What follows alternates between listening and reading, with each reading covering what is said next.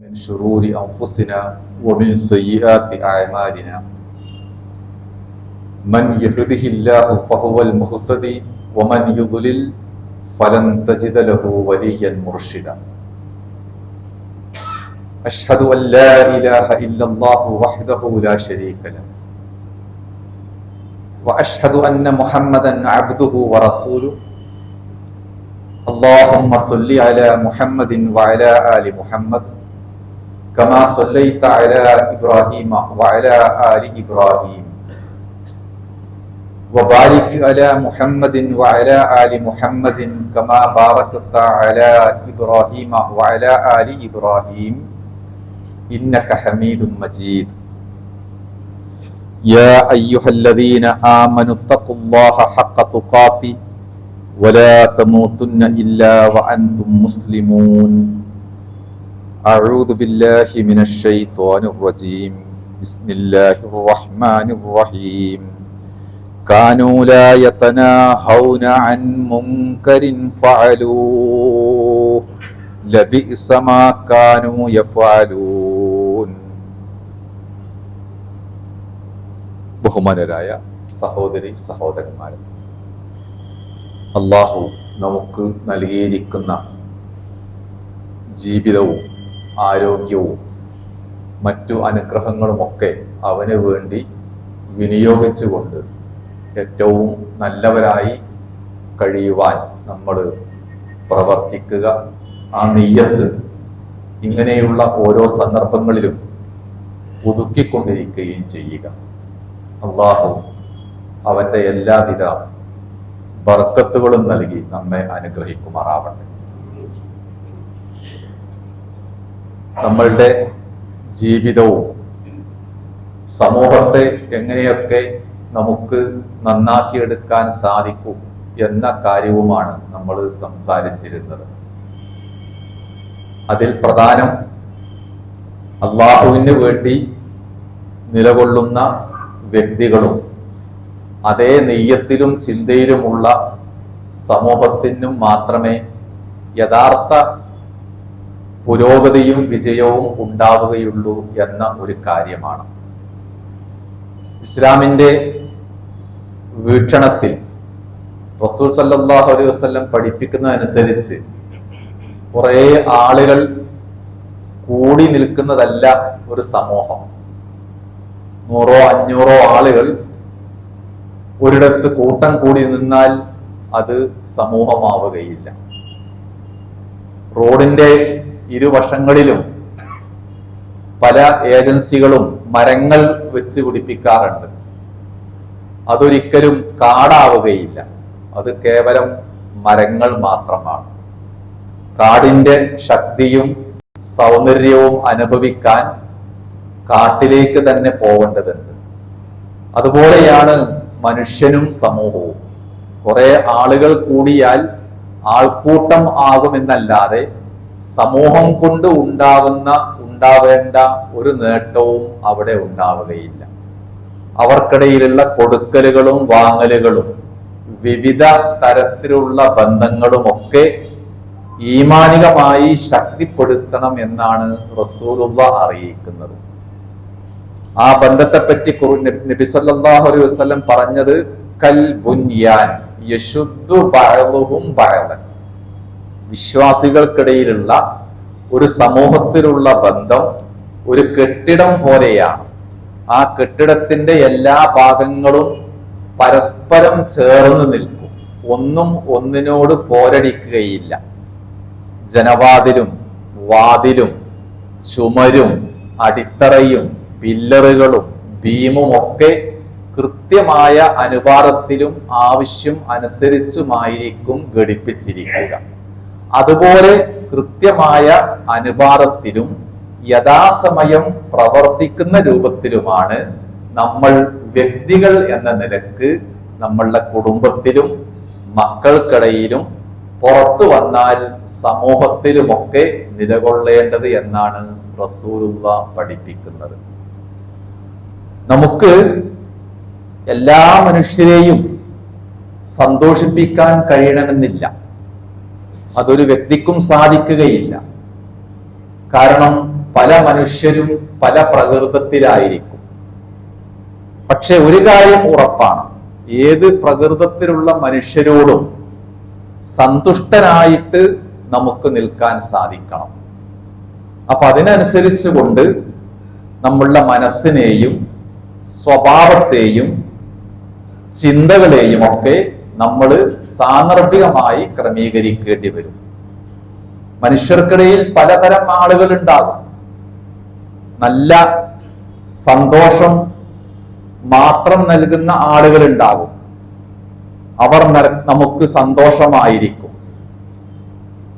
ഇനി അതിനേക്കാളും ഉത്തമരായ ആളുകൾ ഉണ്ടാകും, അവർ നമുക്ക് നല്ല മധുരിക്കുന്ന ഓർമ്മകൾ തരും, അതൊരിക്കലും നമ്മൾ മറന്നു പോവുകയില്ല. ചില ആളുകൾ മോശക്കാരായിരിക്കും, അവർ നമുക്ക് സന്തോഷവും നൽകുകയില്ല, നല്ല ഓർമ്മകളും നൽകുകയില്ല, പകരം കൈക്കുന്ന കയ്പേറിയ അനുഭവങ്ങളായിരിക്കും. അതും നമുക്ക് നല്ലതാണ്. ഇന്ന ആളുകളോടൊക്കെ ഇടപെട്ടാൽ ഇന്ന അനുഭവം എനിക്കുണ്ടാകും എന്ന് അറിഞ്ഞു വെക്കലും ഒരു നല്ല കാര്യമാണ്. അപ്പോൾ ആളുകളിൽ നിന്ന് ഒരു മുസ്ലിമിന് ലഭിക്കുന്നത് സന്തോഷമാണെങ്കിലും നല്ല ഓർമ്മകളാണെങ്കിലും അതല്ല കൈപ്പേറിയ അനുഭവങ്ങളാണെങ്കിലും അതിനൊക്കെ പാകത്തിൽ അവനവനെ ക്രമീകരിക്കാൻ നമുക്ക് സാധിക്കണം എന്നതാണ് നബി സല്ലല്ലാഹു അലൈഹി വസല്ലം പറഞ്ഞ ഒരു കാര്യം. സമൂഹത്തിലേക്ക് ഇറങ്ങുമ്പോൾ അദ്ദേഹം റസൂലുള്ളാഹ് പ്രത്യേകമായിട്ട് ആളുകളോട് പറയാറുണ്ടായിരുന്നു, ലാ യുബല്ലിഗുനി അഹദുൻ മിൻ അസ്ഹാബി അൻ അഹദിൻ ഷൈഅൻ.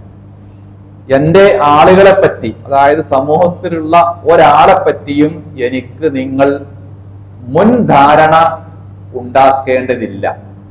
എല്ലാവരോടും തുറന്ന മനസ്സോടുകൂടെ സമീപിക്കാനാണ് ഞാൻ ആഗ്രഹിക്കുന്നത് എന്ന് അദ്ദേഹം പറയാറുണ്ടായിരുന്നു. അപ്പൊ എല്ലാ വ്യക്തികളെയും ഉൾക്കൊള്ളാൻ പറ്റിയില്ലെങ്കിലും ചില വ്യക്തികളോടൊക്കെ ഏതെങ്കിലും വിയോജിപ്പോ എതിർപ്പോ ഉണ്ടെങ്കിലും ആ വിയോജിപ്പ് പ്രശ്നാധിഷ്ഠിതമായി മാത്രം കാണുക. ഇന്ന പ്രശ്നത്തിൽ ഞാൻ അയാളോട് വിയോജിക്കുന്നു, അതല്ലാത്ത ബാക്കി ഒരുപാട് കാര്യങ്ങളുണ്ടല്ലോ യോജിക്കുവാനും അംഗീകരിക്കുവാനും പറ്റിയ. അങ്ങനെ യോജിക്കുവാനും അംഗീകരിക്കുവാനും പറ്റിയ മേഖലകൾ ഏതാകുന്നു എന്ന് അന്വേഷിച്ചുകൊണ്ട് അതിലൂടെ പുതിയ പാലങ്ങൾ ഉണ്ടാക്കുക എന്നാണ് റസൂൽ സല്ലല്ലാഹു അലൈഹി വസല്ലം പറയുന്നത്. മറ്റൊരു ഭാഗം, സമൂഹത്തിൽ ഉണ്ടാവേണ്ട നല്ല ബന്ധങ്ങളുടെ, ശക്തമായ ബന്ധങ്ങളുടെ അടിസ്ഥാനമായി ഖുർആൻ പഠിപ്പിക്കുന്നത് നല്ല ധർമ്മബോധം ഓരോരുത്തർക്കും ഉണ്ടാവണം എന്നാണ്. എന്താകുന്നു സമൂഹത്തിലെ ധർമ്മം? അത് മറ്റൊന്നുമല്ല, ഖുർആൻ പറയുന്നത് അംറും ബിൽ മഅറൂഫ് വ നഹ്യുൻ അനിൽ മുൻകർ. നല്ലത് കൽപ്പിക്കുവാനും ആചരിക്കുവാനുമുള്ള അവസ്ഥ, മോശമായത് വെടിയുവാനും നിരോധിക്കുവാനുമുള്ള മനക്കരുത്ത്. ഇത് ഒരു സമൂഹത്തിലെ ചെറുതും വലുതുമായ ആളുകൾ സ്വീകരിച്ചേ മതിയാകൂ എന്നതാണ് ഇസ്ലാമിന്റെ നിർബന്ധമായ കാര്യം. ആ ഒരു ബോധം ഇല്ലെങ്കിൽ ഒരു തരത്തിലുള്ള മൂല്യങ്ങളും നന്മകളും ഭക്തിയും ധർമ്മവും ആളുകൾക്കിടയിൽ ഉണ്ടാവുകയില്ല. മുമ്പ് കഴിഞ്ഞു പോയ സമൂഹങ്ങളുടെ പതനം ഖുർആൻ പറയുന്നിടത്ത് ആ കാര്യം അള്ളാഹു വിശദീകരിക്കുന്നുണ്ട്. കാനൂ ലാ യതനാഹൗന അൻ മുൻകരിൻ ഫഅലൂ. മുമ്പ് കഴിഞ്ഞു പോയ ആളുകൾക്കിടയിൽ, പ്രത്യേകിച്ച് ഇസ്രായേൽ വംശത്തിൽ ഉണ്ടായ പരാജയം, അതിന്റെ കാരണം ചീത്തയായ എന്ത് കാര്യങ്ങൾ കണ്ടാലും അവർ അതിനോട് രാജിയായി എതിർക്കാതെ അതിനോടൊപ്പം ജീവിക്കും. അങ്ങനെയാണ് അവർ പരാജയപ്പെട്ടത് എന്നതാണ്. നമ്മൾ ജീവിക്കുന്ന സമൂഹത്തിലും നമ്മളെപ്പോലെയുള്ള കുറച്ച് ആളുകൾ ധർമ്മവും അതുപോലെ സദാചാരബോധവും ഒക്കെ പറയുമെങ്കിലും ആചരിക്കുമെങ്കിലും സമൂഹത്തിന്റെ പൊതുവിലുള്ള ഒഴുക്ക് ഇതിനെല്ലാം എതിർ ദിശയിലാകുന്നു എന്ന് പറയേണ്ടിയിരിക്കുന്നു.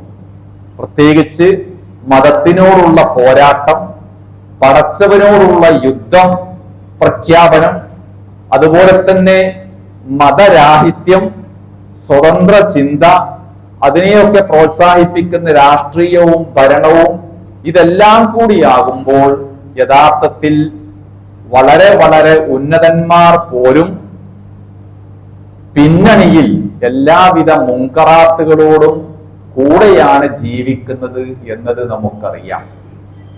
കലാസാംസ്കാരിക രംഗത്ത് പോലും ഈ കഴിഞ്ഞ ആഴ്ച നാം കേട്ടുകൊണ്ടിരിക്കുന്ന നാണിപ്പിക്കുന്ന കഥകൾ അതാകുന്നു. എല്ലാത്തിൻ്റെയും പിന്നാമ്പുറത്ത് ആളുകൾ ജീവിക്കുന്നത് മുൻകറാത്തുകളിലാണ്, നിഷിദ്ധങ്ങളിലാണ്. അങ്ങനെ നിഷിദ്ധങ്ങളിൽ ജീവിക്കുന്ന ഹറാമിനെയും ഹലാലിനെയും പറ്റി ബോധമില്ലെങ്കിൽ ആ സമൂഹം തകർച്ചയിലേക്കായിരിക്കും പോകുന്നത് എന്നതാണ് ഖുർആൻ മുന്നറിയിപ്പ് നൽകുന്നത്. പിന്നീട് സമൂഹത്തിന്റെ പുരോഗതിക്കും സുരക്ഷയ്ക്കും ആവശ്യമായിട്ട് അള്ളാഹു പറയുന്ന കാര്യം അനാനീയത്ത്, അതായത് ഞാൻ എന്ന ഭാവം, സ്വാർത്ഥത, അത് ഒരാൾക്കും ഉണ്ടായിക്കൂടാ എന്ന കാര്യമാണ്. പലപ്പോഴും ആളുകൾക്കിടയിൽ പ്രശ്നമുണ്ടാകുന്നത് ഞാൻ എന്ന ഭാവം തന്നെയാണ്.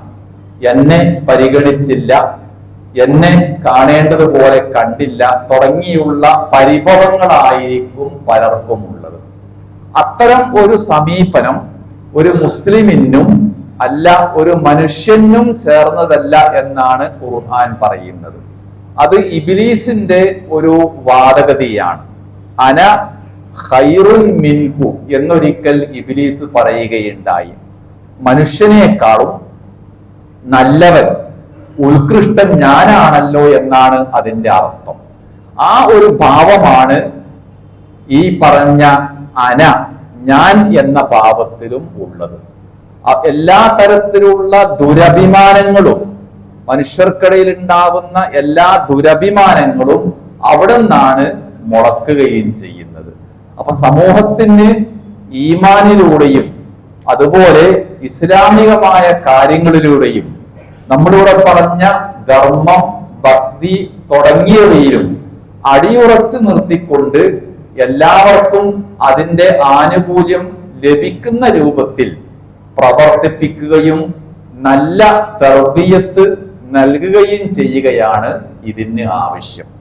ഇബ്നു മസ്ഊദ് റളിയല്ലാഹു അൻഹു ആ കാര്യം പറയുകയും ചെയ്തിട്ടുണ്ട്. അദ്ദേഹം പറഞ്ഞത്, നിങ്ങൾ എല്ലാവർക്കും, സമൂഹത്തിലെ എല്ലാവർക്കും നന്മകൾ ശീലിപ്പിക്കണമെന്നാണ്. അവ്വിദൂഹും അൽ ഖൈറ, നന്മകൾ ആളുകൾക്ക് ശീലിപ്പിക്കുക. നന്മയല്ലാത്ത പല കാര്യങ്ങളും നാട്ടിലുണ്ടായിരിക്കും, അത് പ്രത്യേകമായിട്ട് ശീലിപ്പിക്കേണ്ട ആവശ്യമില്ല. തിന്മയായ കാര്യങ്ങൾ, മോശമായ കാര്യങ്ങൾ, ആഭാസകരമായ കാര്യങ്ങൾ അത് പ്രത്യേകമായിട്ട് ചെയ്യാൻ ഒരാളെ പഠിപ്പിക്കുകയോ പരിചയപ്പെടുത്തുകയോ വേണ്ടതില്ല. അത് പെട്ടെന്ന് പടർന്ന് പന്തലിക്കും. പ്രത്യേകമായി ബോധപൂർവം ശീലിപ്പിക്കേണ്ടതും പണിയെടുക്കേണ്ടതും നന്മയെ പറ്റിയാണ്. അതുകൊണ്ടാണ് അവ്വിദൂഹും അൽ ഖൈർ, നന്മ ആളുകൾക്ക് ശീലിപ്പിക്കുക. കാരണം നന്മയിലൂടെ മാത്രമേ എല്ലാ ശീലങ്ങളും സ്വഭാവങ്ങളും ഒരു സമൂഹത്തിൽ, അതിലെ വ്യക്തികളിൽ വളരുകയുള്ളൂ എന്നർത്ഥം.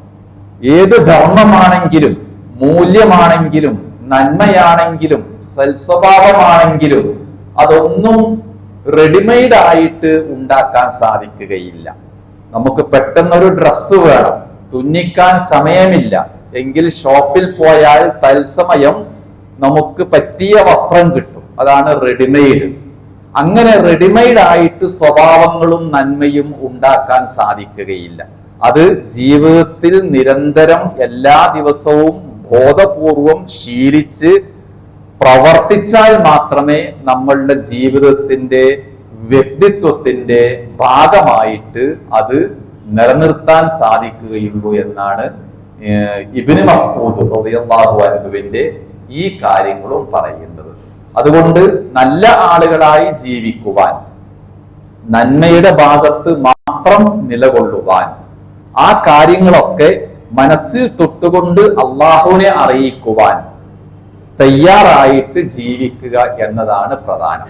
നമ്മൾ എത്ര കബളിപ്പിച്ചാലും മറച്ചു വെച്ചാലും മൂടി വെച്ചാലും നമ്മളുടെ മനസ്സും അതിനകത്തുള്ള എല്ലാ കാര്യങ്ങളും തത്സമയം അറിയുന്നവൻ അള്ളാഹു മാത്രമാണ്. അവന്റെ കഴിവും അവന്റെ പിന്തുണയും ആശ്വാസവും ഉണ്ടെങ്കിൽ മാത്രമേ ഒരു മനുഷ്യന് യഥാർത്ഥ ആശ്വാസത്തോടു കൂടെ വിജയത്തോടു കൂടെ ജീവിക്കാൻ സാധിക്കുകയുള്ളൂ. അതിനാൽ സമൂഹത്തിൽ ഒരു വിശ്വാസി, ഒരു മുഅ്മിൻ, മുസ്ലിം എന്ന നിലക്ക് നമുക്ക് ഉണ്ടാവേണ്ട 4 കാര്യങ്ങൾ റസൂൽ സല്ലല്ലാഹു അലൈഹി വസല്ലം എടുത്തു പറയുന്നുണ്ട്. ഒന്ന്, നമ്മുടെ മനസ്സ്, നഫ്സുൻ മുർത്താഹ, ആശ്വാസം അനുഭവിക്കുന്ന, മറ്റെന്തെല്ലാം പുറം ലോകത്ത് നടക്കുന്നുവെങ്കിലും മനസ്സിൽ തനിക്ക് ആശ്വാസവും സമാധാനവും ഉണ്ട് എന്ന് പറയാവുന്ന മനസ്സ്. മറ്റൊന്ന്, ആരോഗ്യമുള്ള ശരീരം. വേറെയൊന്ന്, സന്തോഷത്തിൽ കഴിയുന്ന ആത്മാവ്.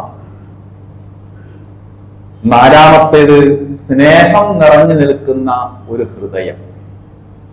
മനസ്സും ശരീരവും ആത്മാവും ഹൃദയവും, ഈ 4 ഘടകങ്ങൾ ഈമാനിന്റെയും ഇസ്ലാമിന്റെയും ചേരുവകൾ ചേർത്തുകൊണ്ട് അടുക്കി വെക്കാൻ കഴിഞ്ഞാൽ, ജീവിതത്തിൽ നമുക്ക് സൂക്ഷിക്കാൻ കഴിഞ്ഞാൽ, അവിടെയൊക്കെ ഒരു നല്ല വ്യക്തിയായിട്ട് നമുക്ക് ബാക്കി നിൽക്കാൻ പറ്റും. അങ്ങനെ കുറെ വ്യക്തികൾ ഉണ്ടാകുമ്പോൾ അവര് ആദ്യം പറഞ്ഞ ആൾക്കൂട്ടമാവുകയില്ല. അവർക്കിടയിലാണ് എല്ലാ ശക്തിയും അള്ളാഹുവിന്റെ ബർക്കത്തുമുള്ള ഒരു സമൂഹം ഉണ്ടാകുന്നത് എന്നതാണ് ഇതിന്റെ ചുരുക്കം. അത്തരത്തിലുള്ള നല്ല മനസ്സുമായി കഴിയാൻ നമ്മൾ തയ്യാറാവുക. നമ്മളുടെ കുട്ടികളെയും മക്കളെയും ഒക്കെ ആ രൂപത്തിൽ നല്ല ശീലങ്ങളിൽ വളർത്തുവാനും ശ്രദ്ധിക്കുക.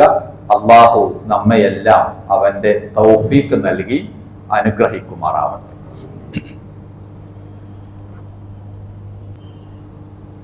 അൽഹംദുലില്ലാഹി റബ്ബിൽ ആലമീൻ വൽ ആഖിബത്തു ലിൽ മുത്തഖീൻ നുസല്ലി വനുസല്ലിമു അലാ നബിയിനാ മുഹമ്മദിൻ വഅലാ ആലിഹി വസഹ്ബിഹി അജ്മഈൻ.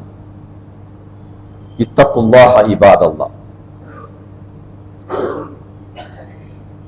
നമ്മുടെ ജീവിതത്തിൽ പള്ളിയുമായി ബന്ധപ്പെട്ട, നമസ്കാരവുമായി ബന്ധപ്പെട്ട, ഒന്നുകൂടി പറഞ്ഞാൽ ജുമായുമായി ബന്ധപ്പെട്ട ചില നല്ല ശീലങ്ങൾ നമ്മൾ മനസ്സിലാക്കുകയും ആചരിക്കുകയും ചെയ്യേണ്ടതുണ്ട്. എപ്പോഴും പറയുന്ന കാര്യമാണ്, മറവി നമ്മുടെ കൂടപ്പറപ്പായതുകൊണ്ട് വീണ്ടും വീണ്ടും ഉണർത്തേണ്ട ഒരു കാര്യവും കൂടിയാണത്. നമസ്കാരത്തിന് വരുമ്പോൾ, പ്രത്യേകിച്ച് ജുമാ പോലെയുള്ള ജമാഅത്തുകൾക്കെല്ലാം വരുമ്പോൾ, വസ്ത്രധാരണം പ്രധാനപ്പെട്ട ഒരു സംഗതിയാണ്.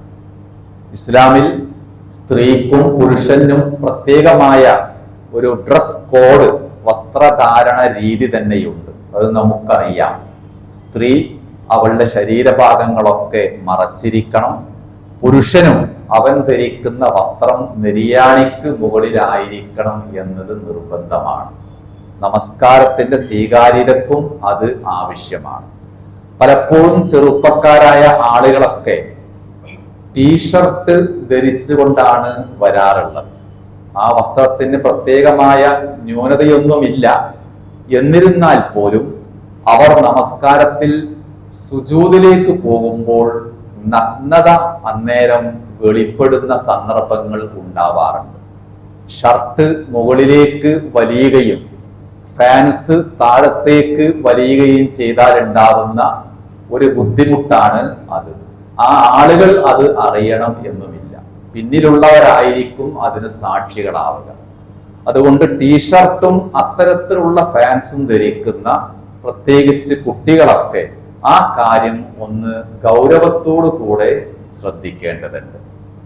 വേറെ ഒന്ന്, അപൂർവമായിട്ടാണെങ്കിലും ഷർട്ടുകളിൽ നമ്മൾ കാണുന്ന എഴുത്തുകളൊക്കെയാണ്.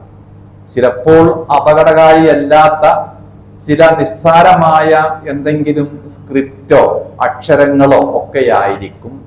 എന്നാൽ പലപ്പോഴും ആഭാസകരങ്ങളായ എഴുത്തുകളും സന്ദേശങ്ങളും നൽകുന്ന ചില സന്ദർഭത്തിൽ ടീഷർട്ടുകൾ നമ്മൾ കാണാറുണ്ട്.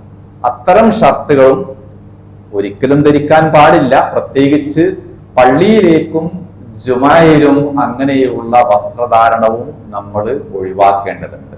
നമ്മൾ തൊട്ടു മുമ്പ് പറഞ്ഞ പോലെ നമ്മളുടെ വേഷവിധാനവും ഷർട്ടും സംസാരവും ബാഹ്യമായ പ്രകടനവും ഒക്കെ നമ്മൾ ആരാകുന്നു എന്ന് നാവുകൊണ്ട് നമ്മൾ പറഞ്ഞില്ല എങ്കിലും ആളുകൾക്ക് നമ്മളുടെ ശരീരഭാഷയിൽ നിന്ന് മനസ്സിലാക്കാൻ സാധിക്കും. അതിന് പാകത്തിൽ ഡ്രസ്സ് നമ്മൾ ക്രമീകരിക്കണം എന്നതാണ് ഇതിന്റെ പ്രധാനപ്പെട്ട ഒരു സംഗതി. അപ്രകാരം തന്നെ നമസ്കാരത്തിലേക്ക് ജുമയിലേക്ക് വരുമ്പോൾ വളരെ നല്ല ഇഖ്ലാസോടുകൂടെ നല്ല നിയ്യത്തോടു കൂടെ ഒരു അരമണിക്കൂർ സമയം പങ്കെടുക്കുക എന്നത് നമ്മളുടെ ഓരോ ആഴ്ചയിലുമുള്ള വെള്ളിയാഴ്ചയിലെ ടൈം ടേബിളിന്റെ ഒരു ഭാഗമായിരിക്കണം. എല്ലാവരും ജുമഅക്ക് പോകുന്നുണ്ട് എങ്കിൽ ഒരു 10 മിനിറ്റ് ഞാനും എന്നതല്ല. അത് അള്ളാഹു എന്നിൽ ഏൽപ്പിച്ചിരിക്കുന്ന നിർബന്ധമായ ഒരു കാര്യമാകുന്നു. അത് എനിക്ക് ഈ ലോകത്ത് തന്നെ ബർക്കത്തുണ്ടാക്കി തരും എന്ന ബോധ്യത്തോടു കൂടെ റസൂൽ സല്ലല്ലാഹു അലൈഹി വസല്ലം പറഞ്ഞ ഒരു ജുമഅ മുതൽ മറ്റൊരു ജുമഅ വരെയുള്ള എല്ലാ ന്യൂനതകളെയും മായ്ക്കുവാൻ അടുത്ത ജുമഅ ഉപകരിക്കും എന്ന് പറഞ്ഞ പോലെ ആ ഒരു നിയ്യത്തോടു കൂടെയും ഉദ്ദേശ ശുദ്ധിയോടു കൂടെയുമായിരിക്കണം നമ്മൾ ജുമഅയിൽ പങ്കെടുക്കേണ്ടത്. അപ്രകാരം തന്നെ മറ്റു ജമാഅത്തുകളിലും പരമാവധി ഒരു ജമാഅത്തും നഷ്ടപ്പെടാത്ത രൂപത്തിൽ നമ്മളുടെ ജോലിയും കുടുംബകാര്യങ്ങളും ബിസിനസ്സും ഒക്കെ ക്രമീകരിച്ചാൽ അതും ഈ പറഞ്ഞ പോലെ നമുക്ക് നിർവഹിക്കാൻ പറ്റുന്ന കാര്യങ്ങളാണ്. അങ്ങനെ യഥാവിധി എത്രത്തോളം അള്ളാഹുവിലേക്ക് അടുക്കുവാൻ കഴിയുമോ, അവന്റെ മതപരമായ ചിഹ്നങ്ങൾ എത്ര കണ്ട് ജീവിതത്തിൽ ബാക്കി നിർത്താൻ സാധിക്കുമോ അതെല്ലാം നാം പാലിക്കുക. അള്ളാഹുവിന് വേണ്ടി നമ്മൾ എന്ത് ചെയ്താലും അതൊന്നും നഷ്ടപ്പെട്ടു പോവുകയില്ല. ആളുകള് മറ്റു നിരക്കായിരിക്കും ചിന്തിക്കുന്നത്. നമ്മൾ 99 നന്മകൾ ചെയ്തു, ഒരു കാര്യം മാത്രം അബദ്ധമായി. എന്നാൽ ആളുകൾ നമ്മളെ വിലയിരുത്തുന്നത് അബദ്ധമായ ആ ഒന്നിന്റെ പേരിലായിരിക്കും. അയാൾ അങ്ങനെ ചെയ്തില്ലേ, അയാൾ അങ്ങനത്തെവരല്ലേ ഒന്ന്. നല്ല 99 ആരും കാണുകയില്ല. പടച്ചവന്റെ കാര്യം നേരെ മറിച്ചാണ്. 99 അബദ്ധങ്ങൾ നമുക്കുണ്ടായി, ഒരു നന്മ മാത്രമേ ഉണ്ടായെങ്കിലും അള്ളാഹു ആ നന്മ 10 മടങ്ങായിട്ട് സ്വീകരിക്കും, 99 അബദ്ധങ്ങളും മായ്ച്ചു കളയുകയും ചെയ്യും. അപ്പോൾ അള്ളാഹുവിലേക്ക് അടുക്കലാണ് എല്ലാം കൊണ്ടും എളുപ്പം എന്നർത്ഥം. അള്ളാഹുവിലേക്ക് അടുക്കുവാൻ വേണ്ടി നമ്മൾ ചെയ്തു വെക്കുന്ന ഒന്നും പാഴായി പോവുകയില്ല എന്നും അർത്ഥം. ആ രൂപത്തിൽ നല്ല ചിന്തകളും നല്ല അമലുകളും അതിനേക്കാളേറെ നല്ല ദൈനംദിന ശീലങ്ങളും മതത്തിന്റെ ഭാഗമായി നമ്മൾ ഉൾക്കൊള്ളുക, അത് ആചരിക്കുക. അതിലൂടെ ഒരു നല്ല പെർഫെക്റ്റ് മുസ്ലിം, പൂർണ്ണനായ മുസ്ലിം എന്ന വ്യക്തിത്വം നമുക്ക് ഉണ്ടാക്കിയെടുക്കാനും കഴിയണം. അള്ളാഹു നമ്മയെല്ലാം അനുഗ്രഹിക്കുമാറാവട്ടെ. ഇത് നമുക്കും നമ്മുടെ കഴിഞ്ഞു പോയ മാതാപിതാക്കൾക്കും ഈ കഴിഞ്ഞ ദിവസങ്ങളിലൊക്കെ മരിച്ചുപോയ നമ്മളുടെ സുഹൃത്തുക്കൾക്കുമൊക്കെ അള്ളാഹു ബർക്കത്ത് നൽകി മഗ്ഫിറത്ത് നൽകി അവരുടെ ഖബറിടം പ്രകാശമാനമാക്കി അനുഗ്രഹിക്കുമാറാവട്ടെ. അല്ലാഹുമ്മ ഗ്ഫിർ ലിൽ മുഅ്മിനീന വൽ മുഅ്മിനാത്ത് വൽ മുസ്ലിമീന വൽ മുസ്ലിമാത്ത് അൽ അഹ്യാഇ മിൻഹും വൽ അംവാത്ത്. اللهم ربنا تقبل منا دعاءنا إنك أنت السميع العليم. اللهم أجرنا من النار وأدخلنا الجنة مع الأبرار يا رب العالمين. اللهم ربنا آتنا في الدنيا حسنة وفي الآخرة حسنة وقنا عذاب النار.